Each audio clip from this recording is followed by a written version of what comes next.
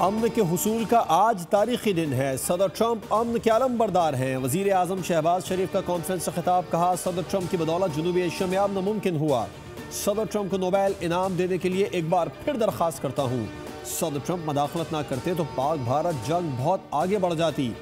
आज सख्त मेहनत के बाद गजा में अमन के लिए कामयाब हुए। अमन कायम करने के लिए सदर ट्रंप का नाम तारीख में सुनहरी हरूफ में लिखा जाएगा।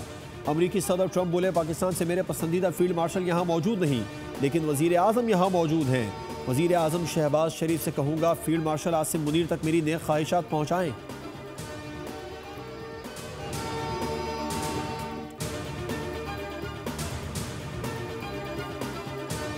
मिस्र के शहर शर्म शेख में गजा अमन मंसूबे पर बाज़ाब्ता दस्तखत हो गए। सालिस ममालिक मिस्र, तुर्किया, कतर, अमरीका ने दस्तखत किए।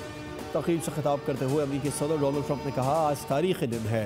गजा अमन मुआहदा बड़ी कामयाबी है। दोस्त ममालिक के ताउन से गजा अमन मुआहदा मुमकिन हुआ। ऐसे कामयाब दिन पहले कभी नहीं देखे थे। गजा अमन मुआहदे में मिस्र का किरदार अहम है। हम मिलकर गजा में तामीर नौ करेंगे।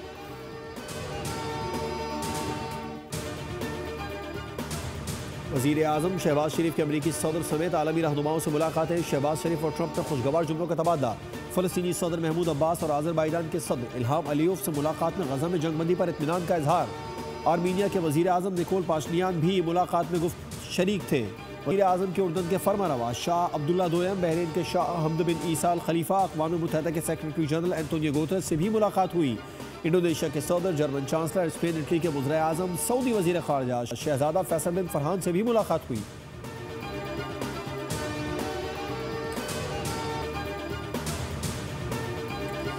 कराची में मुतबक्के धरनों के ऐलान पर शहरियों में सड़कों पर फंसने का खौफ। तालीमी इदारों में कबल इस वक्त छुट्टी। दफातर से भी लोग घरों से निकल पड़े। मुख्तलिफ इलाकों में ट्रैफिक जैम, शहरी शदीद परेशान। शारे फैसल पर गाड़ियों की लंबी कतारें लग गई। पुलिस के मुताबिक कराची में कहीं एहतजाज नहीं हो रहा, जबकि शहरी अफवाहों पर कान ना धरें। पुलिस की भारी नफरी मुख्तलिफ मकामात पर तैनात है। दफ़ा 144 की खिलाफ वर्जी पर सख्त एक्शन लिया जाएगा।